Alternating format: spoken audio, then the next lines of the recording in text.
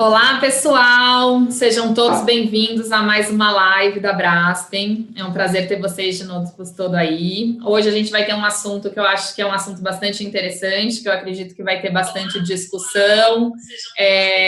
A gente vai discutir um pouquinho da terapia nutricional do Covid-19 na unidade de terapia intensiva. E aí vai discutir com o doutor Henrique, eu vou apresentar ele, é um prazer para mim estar aqui com ele essa noite. Então, doutor Henrique Jorge Maia Costa, ele é médico especialista em terapia intensiva pela MIB, em terapia nutricional pela Braskem, é mestre em medicina pela Universidade Federal do Ceará, coordenador da MTN do Hospital Regional da Unimed em Fortaleza, nutrólogo da equipe de transplante do Hospital Messejana e consultor de nutrologia do Instituto de Saúde e Gestão Hospitalar. Eu queria, antes da gente começar a live, dar alguns recados. O primeiro deles é agradecer a Nestlé Health Science pelo apoio a essa live de hoje. Eu queria também avisar que essa live vai ficar gravada tanto na área do associado como no BOM. Então, quem não assina o BOM ou quem ainda não é associado, aí está mais uma chance de se associar e se atualizar aí com essa e todas as outras que a gente fez até agora. Como é uma live, não um webinar, não tem certificado, então é só o conteúdo científico mesmo, não adianta buscar amanhã ou depois certificado no site, porque não vai ter. E a gente vai começar. O título, enfim, da conversa vai ser o manejo nutricional do paciente crítico Covid-19, como eu faço, e aí a gente vai conseguir aqui discutir, enfim, práticas de locais diferentes, né? Então, a gente tem aqui a prática de São Paulo, do hospital que eu trabalho, a gente vai tentar entender em Fortaleza como é que tá, se a gente está fazendo a mesma coisa, se são coisas diferentes, são realidades diferentes. Eu acho que o Henrique vai poder ajudar muito a gente nessa discussão. Henrique, eu queria começar perguntando o seguinte: a rotina da equipe de terapia nutricional, ela mudou frente à pandemia? Então, a visita, a avaliação nutricional, a forma de fazer triagem, tudo isso, vocês tiveram que modificar os protocolos que já existiam por causa da pandemia ou não? Vocês continuam fazendo exatamente a mesma rotina que se fazia antes? Boa noite. Primeiro eu queria agradecer essa oportunidade, né? Me sinto honrado em estar aqui com a Braskem, com minha chefa Melina, super chefa no Ciceroniano, e nesse momento tão difícil, né, que o profissional de saúde está se mostrando para que realmente ele está aqui. Então, para responder sua pergunta, existem muitas variáveis em torno disso. Quantidade e qualidade de EPIs, treinamento do time, dimensionamento do time, a experiência tem contado muito. Então, hoje a gente está vendo vários modelos de assistência. Tem locais que o próprio PEP, o próprio prontuário eletrônico ajuda você entrar ali e conseguir as informações necessárias.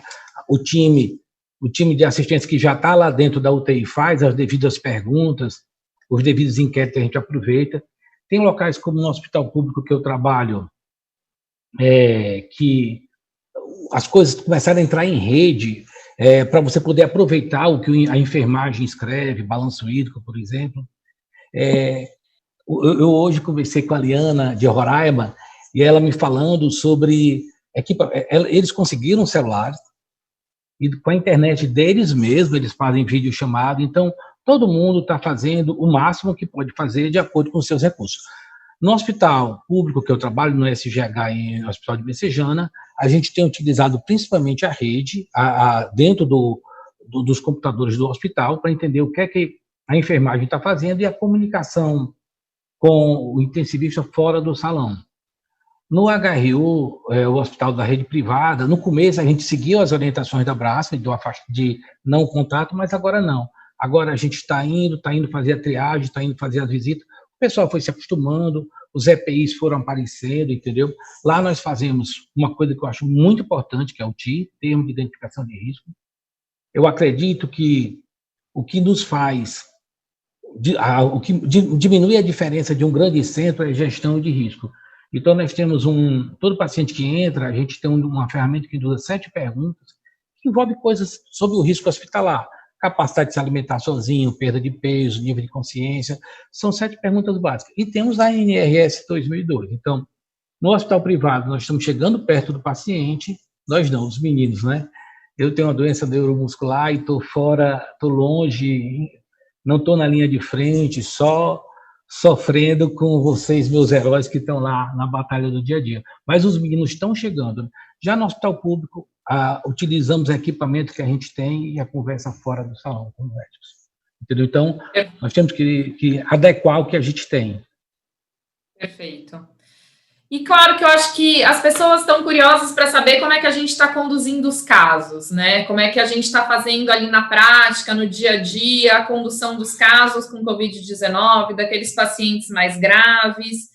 E aí eu vou fazer algumas perguntas específicas da prática do dia a dia, da condução desses casos. Primeira coisa, vocês têm conseguido começar a terapia nutricional precocemente, assim, logo que o paciente chega na unidade de terapia intensiva?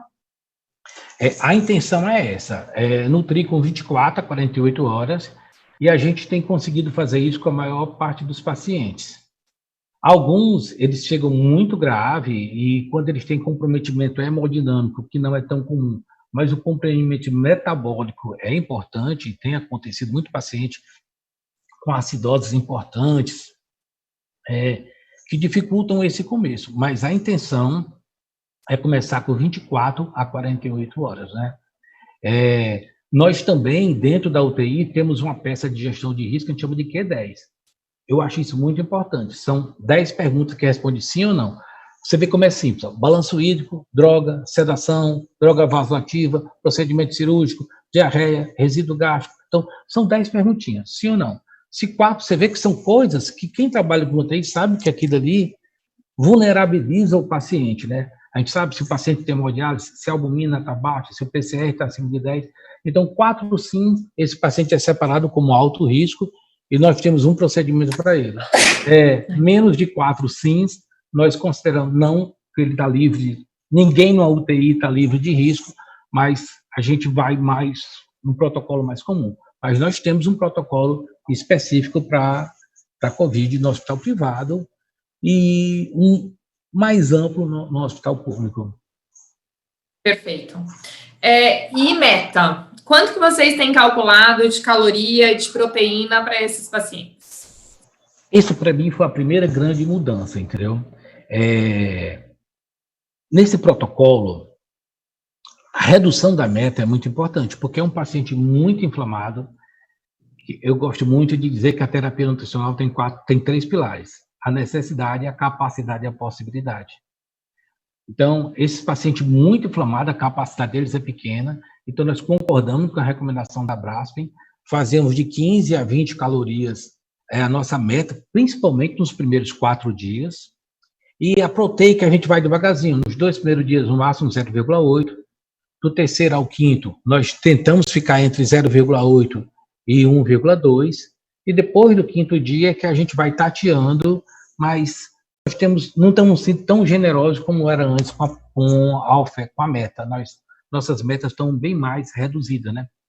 Até mesmo porque, Melinazinha, a gente tem favorecido muito a tolerância gastrointestinal, porque hoje em dia a gente percebe o resíduo gástrico, a diarreia, não só como uma intolerância, mas também com um risco para o time da assistência, né? Então, mudou muito do nosso raciocínio.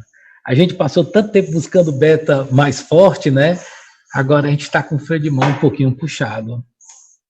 Perfeito. E proteína, vocês estão calculando também 1,5 a 2, é isso? A gente, nos 2 primeiros dias, 0,8, até porque, como nos primeiros dias a gente faz muito pouca caloria, e tem a relação nitrogênio-caloria não proteica de um paciente inflamado, isso é muito importante, né? Então, a gente começa com até 0,8 nos 2 primeiros dias, de 0,8 a 1,2 até o quinto dia, e depois a gente vai subindo 1,3, 1,5, quando o paciente está super bem. Perfeito. Quanto tempo vocês estão demorando para conseguir atingir a meta desses pacientes? Aí varia muito, sabe? Eu até pensei em fazer para essa conversa de hoje uma espécie de uma continha, mas a gente teve um problema com o meu VPM para eu poder entrar nos prontuários das UTIs de Covid para fazer essa média, que a gente sempre faz, né? Mas tem variado muito, tem pacientes que a gente, apesar de tentar, a gente leva 9 dias para começar a alimentar por conta do quadro metabólico, mas se o quadro metabólico dele não for uma coisa tão assim, tão forte, tão difícil, né, a acidose muito forte, a gente, com 4, 5 dias, a gente tem atingido essa meta mais branda, né? Nós esquecemos as nossas fórmulas de bolso como usava antes, nosso Harry Benedict como usava antes, e estamos focando nos 15 a 20 calorias do paciente dentro da UTI. Muita gente tem perguntado aqui nas perguntas, e também era uma pergunta que eu já tinha feito, sobre disfunção de trato gastrointestinal e intolerância à nutrição enteral. Você tem visto muito isso nessa subpopulação com Covid ou não? Melina, eu tenho percebido menos do que eu esperava. Eu esperava mais por conta do manejo do paciente, do nível de inflamação e principalmente por causa da acidemia, né? A acidemia, a acidose, o meio muito ácido, dificulta muito a vida do trato gastrointestinal. A gente precisa eliminar a carga ácida e vem gastroparesia.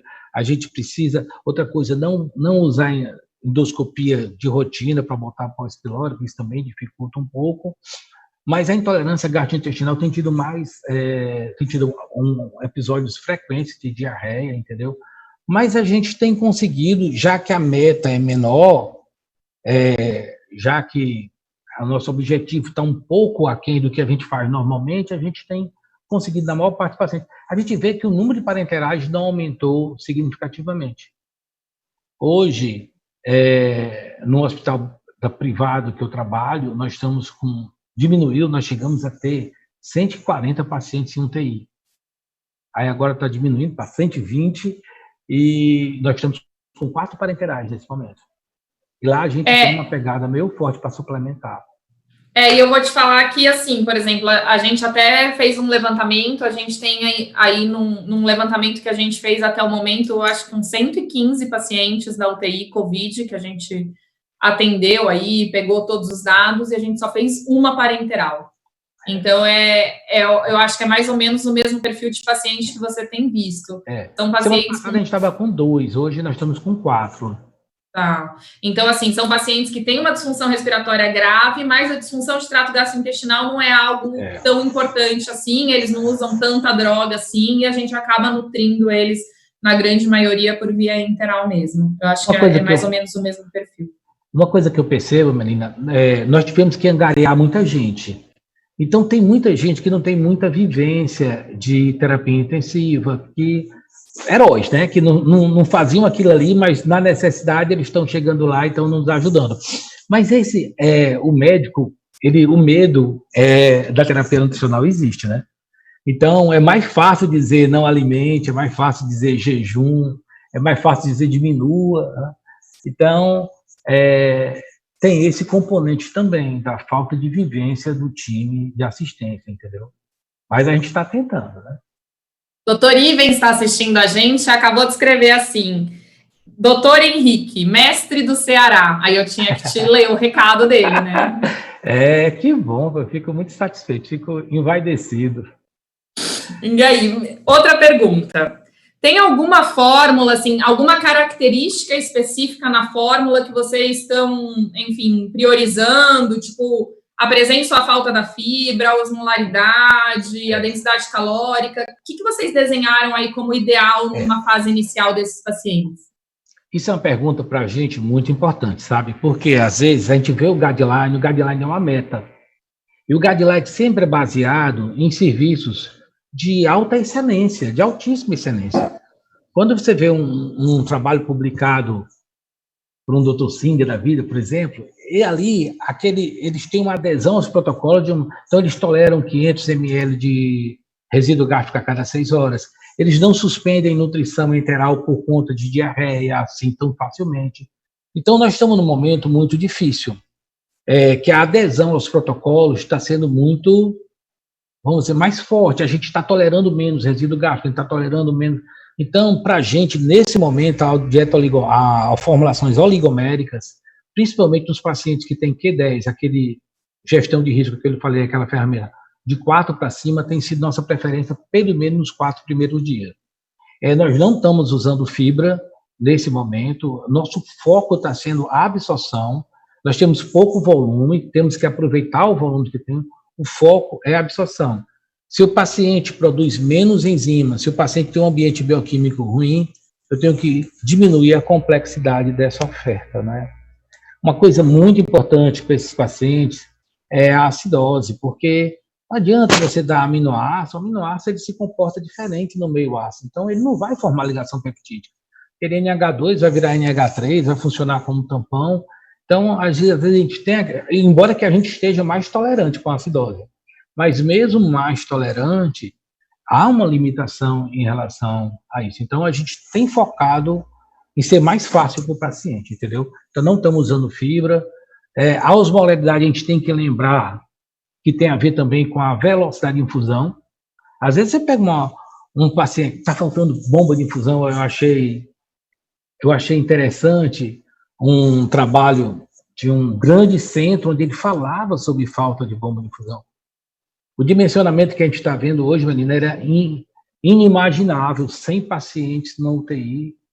Tem um hospital aqui em Fortaleza que é focado nisso, 100 pacientes em ventilação mecânica. Isso era coisa que a gente nem imaginava, nem em filme de zumbi a gente pensava nisso, né? Então, tá faltando equipamento. Então, quando você pega uma fórmula menos osmolar, mas faz em bolos, faz rápido, não adiantou, né? O tempo de infusão tem muita importância em relação a isso. Então, tentar usar ao máximo possível a infusão lenta. Uma coisa importante quando o paciente entra em prona, muda tudo, né? O volume. Tem várias perguntas. A gente vai chegar no prona, mas está todo mundo perguntando de prona aí. Eu acho que vai ser um assunto que a gente vai discutir bastante aqui. Tá certo. Então, sobre a formulação é isso. Tá. Tiveram, assim, a dieta, vocês tiveram muito problema de ter que pausar a dieta com frequência, enfim, por descompensação clínica, por procedimento. É uma coisa que está acontecendo muito nesses pacientes ou é igual aos outros pacientes de UTI? Não, igual não é. Existem pausas protocolares, não é? Por exemplo, no prona, que eu já entendi que a gente vai falar sobre o prona. Por exemplo, procedimentos, transferências. Muitos pacientes nós estamos transferindo para a área de hemodiálise. O manejo tem sido muito diferente. Então, está tendo muita pausa protocolar. E a gente também está tendo que ter paciência. O paciente instabilizou um pouquinho, a gente dá 2 passos para trás, mas não para de andar, aí depois vai devagarzinho. Então, realmente, o número de pausas tem sido maior. Chegamos na prona. Então, assim, tem muitas perguntas sobre prona, de tipo, se pausa a dieta, se deixa em jejum, se atinge a meta, enfim, como é que funciona isso? E aí as pessoas estão questionando aqueles pacientes que ficam um tempo mais prolongado em prona, 6, 7 dias, se aí atinge a meta, enfim. Como é que a gente tem feito esse manejo dos pacientes pronados? Olha, o prona também é uma situação que muda muito de serviço para serviço. Porque não é uma manobra tão fácil. Nós temos muitos times inexperientes. A UTI que eu coordeno no hospital público, teve um momento que a gente estava com metade do plantel de técnicos de enfermagem. Muitos com atestado médicos, outros, vários problemas. Então, é uma manobra que requer uma certa experiência, um treinamento específico. Se esse paciente extubar, a intubação dele não é uma intubação corriqueira, como a gente fazia. Então, e outra coisa, tem protocolos de 6 horas, tem protocolo de 18 horas, então isso aí mudou muito, né? Então, o que é que a gente tem feito? Pausado antes, 2 horas antes, pausa 2 horas antes, da primeira e 1 hora no fim. No começo, nós estamos fazendo 20 ml hora, isso como ele tem paciente que passa 18 horas, a gente faz prona até em paciente sem ventilação mecânica. Tem paciente que vai para casa melhor, e ele relata, porque eu faço muita consulta pela internet, já que eu fiquei em casa, né? Então, doutor, eu mesmo em casa respiro melhor, depois de ter saído do hospital em prona. Então, a gente, por essa inexperiência, por esse medo, a gente é melhor pecar por excesso nessa situação. Pausa antes, pausa imediatamente depois, nos primeiros dias, 20 ml hora durante a prona. Outra coisa que mudou, antigamente a gente fazia resíduo gástrico somente se tivesse dor, distensão ou vômito. Agora nós estamos fazendo medindo resíduo gástrico, né? O paciente que vai para a prona, a gente mede antes e depois. Então, realmente houve uma mudança importante.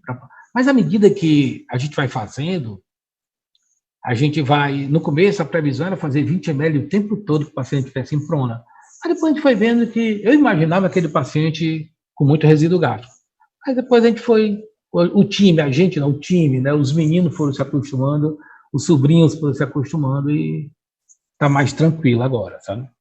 Eu vou falar um pouquinho, então, tipo, da nossa realidade aqui, acho que até para a gente dividir outras experiências. O que a gente tem feito é o seguinte, a gente também pausa 2 horas antes, então essa pausa antes de pronar e depois de voltar para a posição supina, a gente tem feito. Para os pacientes que são pronados, a gente tem olhado onde está a sonda, se ela estiver em posição gástrica, normalmente a gente deixa um volume trófico, então 20, 25 ml hora, e não progride mais do que isso durante a pronação. Mas às vezes tem aquele paciente que está com uma dieta pós-pilórica e já estava recebendo um volume maior e tolerando bem. Esses pacientes, especificamente, a gente tem deixado com procinético, mas a gente não tem regredido a dieta. Então, muitas vezes ele fica pronado com um volume mais alto de dieta que ele estava tolerando, desde que essa sonda esteja pós-pilórica, e ele nunca tenha tido nenhum episódio de, enfim, distensão, vômito, nada disso anteriormente. Então, a gente não tem deixado necessariamente todos os pacientes pronados com dieta trófica, mas aqueles que estão com sonda gástrica ficam necessariamente com dieta trófica. Eu acho que um ponto importante, que você vai concordar comigo, até porque é o que você acabou de falar, é que prona não é igual a jejum, né? Então, assim, não é porque o paciente está pronado que enquanto ele estiver pronado, ele vai ter que ficar com dieta zero. Eu acho que se a gente conseguir que as pessoas, de maneira geral, já entendam isso e não deixem o paciente em jejum porque ele está em prona, já vai ser uma grande vitória que a gente vai conseguir aqui hoje. A dificuldade da gente, pelo menos aqui, a nossa vivência, a grande maioria dos pacientes é posição gástrica. A gente tem tido dificuldade com a endoscopia até mesmo, porque há um risco de contaminação, tem toda uma circunstância em cima disso, né? Mas eu concordo com você, é mais fácil. Na verdade, a gente não está fazendo sonda por endoscopia. Até uma pergunta que fizeram, e a gente também não está fazendo sonda por endoscopia de rotina por causa do risco de contaminação. Então, claro, se o paciente precisar de uma endoscopia porque ele teve um sangramento digestivo, ele vai fazer. Mas para passar a sonda, não. Mas a gente talvez tenha uma sorte de ter uma equipe que tem um treinamento na passagem da sonda que a gente consegue uma porcentagem alta de sondas pós-pilóricas passada a cega. Então, esses pacientes que acabam ficando com a sonda pós-pilórica, a gente sempre checa o raio-x de abdômen deles antes de resolver isso. Às vezes, a gente progride mesmo ele estando pronado. Mas não que a gente esteja passando por endoscopia. Acho que é um ponto importante mesmo da gente falar. Bom, próxima pergunta. E aí, a maioria dos pacientes, o que você tem visto do desfecho final deles? Eles estão se recuperando? Eles estão saindo da UTI? Como é que é o estado nutricional desse paciente pós-UTI? Ele sai com muita disfunção muscular, enfim, uma perda funcional importante? Não? A terapia nutricional tem sido efetiva? Como é que está isso? Muito bem, mas antes de responder isso, deixa eu dizer uma coisa que eu não falei, eu acho muito importante, que é a hipofosfatemia. É tanto que... muita gente falou disso. Pode falar que a gente já começa nesse assunto. Olha, a gente, no próprio protocolo, já tem um alerta sobre hipofosfatemia. Nessa situação, é causa e efeito, né? Você tem a acidose, o gasto de tampão e tudo mais, você tem um consumo grande de fósforo, ao mesmo tempo, esse paciente tem uma insuficiência respiratória que a gente tem o maior cuidado ainda, mas principalmente síndrome de realimentação. Então, a gente usa como um parâmetro, se o paciente não está, você está repondo, você está fazendo a dose que é quase o dobro do que a gente costuma fazer rotineiramente, o paciente ainda estiver fazendo, então volta 50%, a meta fica mais distante um pouquinho, porque a gente volta 50%, às vezes teria até que parar, não é? Então, a hipofosfatemia, eu sei que a hipopotassemia, a hipomagnesemia é muito importante, mas A hipofosfatemia é muito importante nesses pacientes. Olha, Perfeito. eu tenho visto pacientes que vão para casa super bem com bicarbonato de 14. Tá entendendo? Então, isso é um foco muito importante, a reposição de fósforo desses pacientes. Muita gente já tinha perguntado do fósforo, eu tinha até anotado isso, e eu acho que é uma coisa super importante. Então, da gente colocar a dosagem de fósforo nos protocolos que a gente está fazendo desses pacientes, desde o primeiro dia, e aí não é aquele protocolo normal, porque normalmente a gente faz o quê? Os primeiros 3 dias, até atingir a meta, não fez realimentação, a gente passa a não dosar mais fósforo. Nesses pacientes, a gente tem dosado fósforo durante toda a internação deles na UTI, porque às vezes eles vão fazer hipofosfatemia mesmo sem fazer uma realimentação clássica. E a gente vai ter que repor esse fósforo, porque isso vai piorar a troca respiratória, enfim, e a disfunção respiratória desses pacientes. Então, isso é uma coisa que muda desses pacientes para o protocolo normal de UTI, né? Essa questão da gente tá dosando fósforo constantemente ao longo de toda a internação. Mas o fósforo normal, a gente está fazendo o dobro do que a gente costuma fazer na rotina. Entendeu? É uma preocupação muito importante, né? Agora, aí voltando para a sua pergunta, é incrível a perda de massa magra, né? É uma inflamação muito severa mesmo, então é incrível a perda de massa magra. Eu tinha muita vontade, se eu tivesse na ativa, trabalhar ângulos de fase com esses pacientes, para ver se a gente tinha alguma, porque tudo vai ser uma visão nova, né? Então, eles perdem muito peso, mas principalmente perdem muita força, saem muito debilitados, demoram a se recuperar, entendeu? E então, o que a gente tem visto é um impacto muito grande dessa inflamação. Provavelmente pelo mesmo mecanismo de anaerobiose que esses tecidos, né, que o fluxo tecidual, mesmo existindo, que hemodinamicamente eles estão bem, mas alguma coisa a gente ainda vai entender que acontece a mais nesses pacientes. Não, e uma coisa que dá dó, assim, que eu fico, às vezes, um pouco, enfim, triste até, é que, por exemplo, de rotina, a gente faz lá no hospital, porque graças a Deus a gente tem estrutura, a gente faz calorimetria, a gente faz ultrassom de quadríceps, e para esses pacientes a gente não está fazendo por causa do risco de contaminação, e que são dados que eu acho que iam ser super interessantes, né? Eu tenho muita vontade de saber quanto que é o gasto energético desses pacientes, se é o que a gente está estimando, se é muito mais, qual a velocidade que eles perdem musculatura, é a mesma no paciente crítico, eles estão perdendo mais rápido, mas por conta de todo o medo de contaminação do aparelho, da equipe, de tudo, são coisas que a gente não está fazendo de rotina, né? Eu nem gosto da bioimpedância em UTI. Eu acho que eu uso muito no consultório, não uso no paciente crítico. Mas, e até a coisa que eu falei sobre o Unifaz, não tem nada de evidência científica, nada, mas eu acho que nesse momento tudo é um aprendizado, né? Nós não dispomos de calorimetria, nós temos uma colega no hospital privado, a Yara, que ela está focando na parte de ultrassom, ela fez o 3D, então nós estamos começando agora com essa visão mais sistematizada, sabe? Então, mas isso tudo se perdeu pela falta de proximidade do paciente, né? Estão perguntando muito, Henrique, como a gente falou de prona e disso a gente não falou, estão perguntando muito se você tem algum protocolo para pacientes que estão em prona e via oral. Eu confesso que na minha amostra, eu não tenho pacientes pronados que não estejam em ventilação mecânica. Então, não é uma coisa que faz parte da minha realidade. Eu não sei se faz a gente sua. tem, mas quando chega a comida, ele senta e come. E passa mais um tempinho assim, né? Mas o prona, olha, o próprio paciente vai.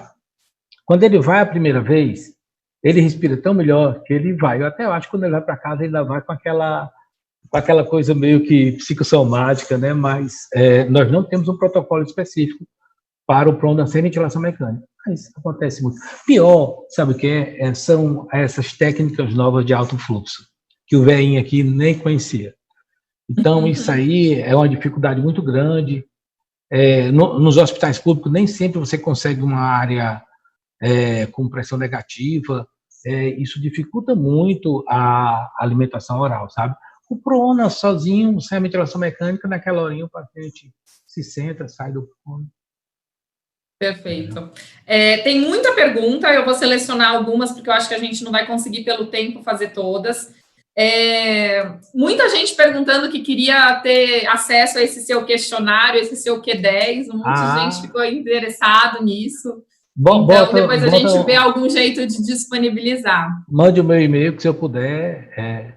Inclusive, esses questionários, nós tivemos agora uma feira do conhecimento da Fiocruz, e a gente está usando como avaliação epidemiológica em hospitais de médio porte, sabe? Foi o trabalho que a gente apresentou na Fiocruz. Eu gosto muito dessa parte de gestão de risco, porque, veja bem, uma coisa você está no Einstein, então o seu conhecimento, a sua ciência, junto com todo esse equipamento, mas a gente que o pirão é mais reduzido, a gente tem que distribuir bem.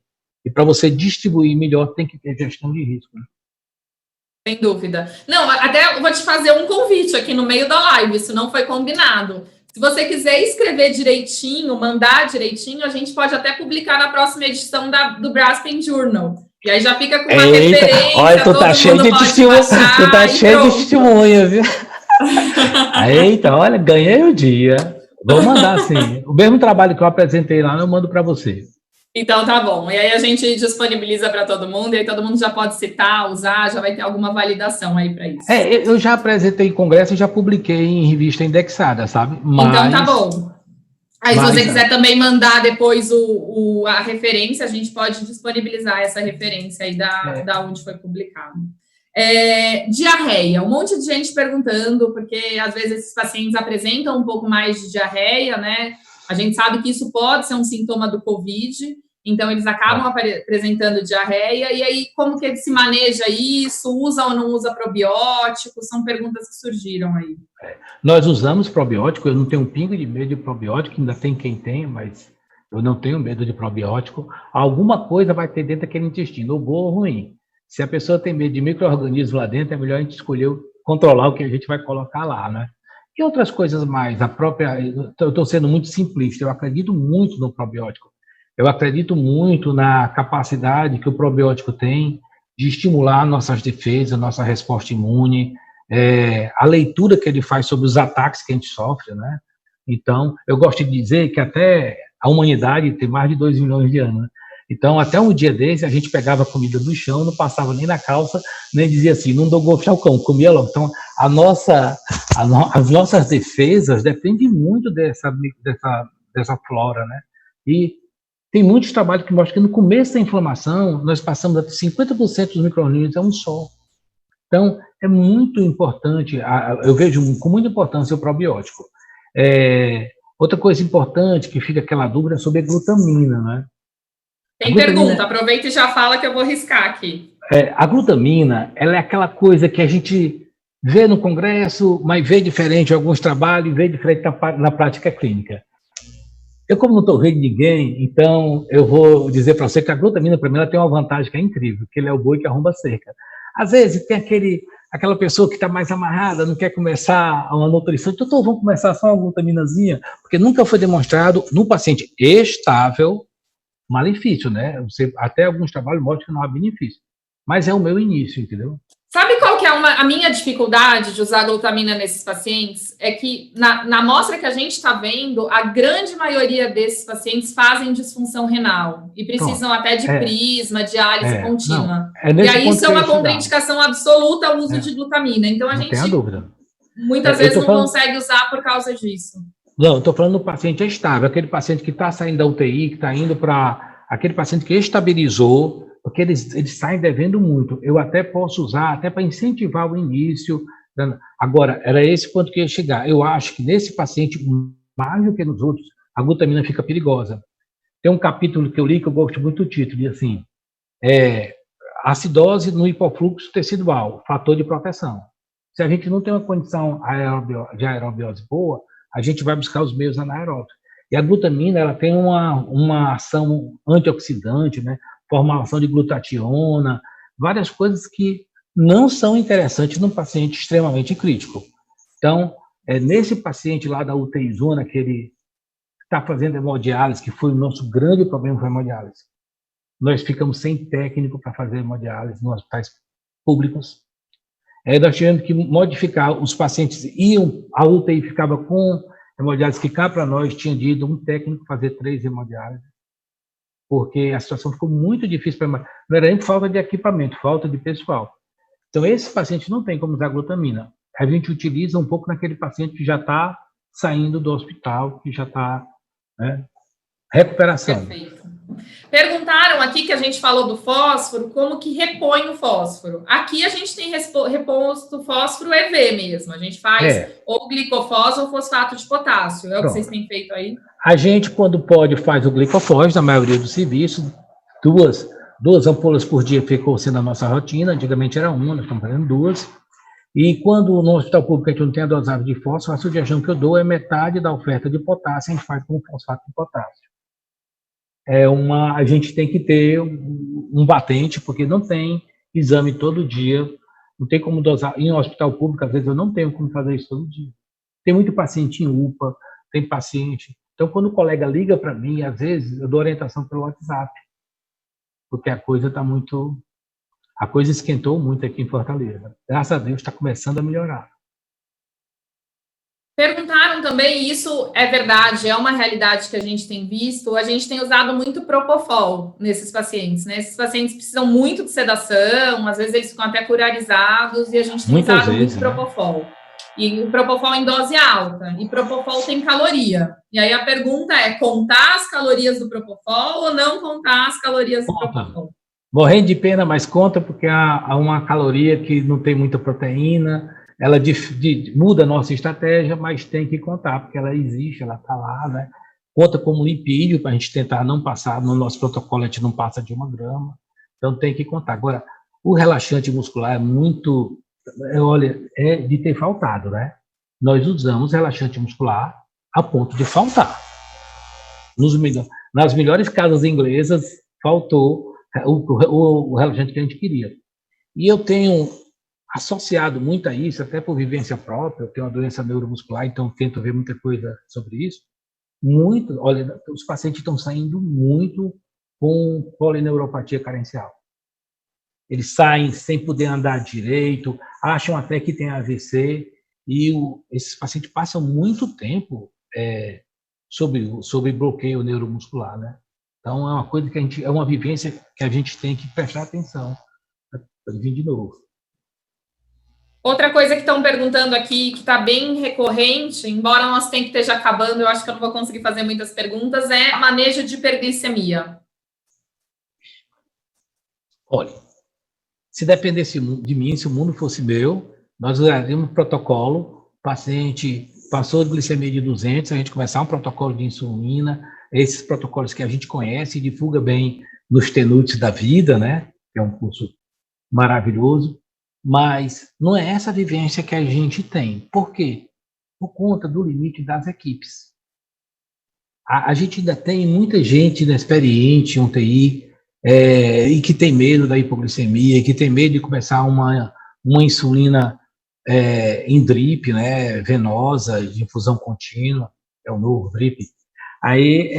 Então, eu acho que para a gente aqui no Nordeste, com quem eu tenho conversado com muita gente. Fico em casa, à noite sem ter o que fazer, fico conversando com os colegas. Dificilmente eu não tenho o que fazer, sempre estou entrando em algum tipo de conversa sobre paciente, né? Mas está todo mundo com muita dificuldade em relação ao controle glicêmico. Até mesmo quando é um colega médico interno, tu sabe que as perguntas são... Mas a gente está vendo que o controle glicêmico não está tão bem, né? Que a gente precisaria melhorar mais. Ser mais rigoroso, né? Então, ó, você tem uma noção como estão gostando de você? Estão querendo que a gente faça outra live ou um webinar, alguma coisa, porque o tempo está acabando e a gente não vai poder falar de tudo aqui que eles queriam que a gente falasse. É o bigode novo. Porque eu só vou tirar o bigode quando terminar, quando eu voltar para o hospital trabalhando, se Deus quiser. Então, assim, para fechar, a última pergunta que eu vou fazer, porque a gente já praticamente estourou o tempo. Eles perguntaram naqueles pacientes que têm lesão por pressão, e a gente tem visto realmente, como é uma doença que atinge muito idoso, às vezes já eram pacientes acamados, que já tinham lesão por pressão, ou que adquiriram no hospital, porque ficam em ventilação prolongada e acabam desenvolvendo. Se a gente deveria usar dietas específicas para cicatrização nessa população ou não? Bom, eu passei por isso hoje, e foi com um colega médico. Esse colega passou um mês internado e hoje a nutricionista dele ligou para mim, é de um hospital que eu não trabalho, mas só tenho amigos lá. Aí a questão é essa, ele já está no apartamento, ele não está mais naquela situação de inflamação muito grave, porque se ele tiver, nem vai adiantar. Olha, o nosso organismo produz o que ele precisa produzir. Não pense que tudo no nosso organismo é percepção, ele percebe o que mudou e se adapta.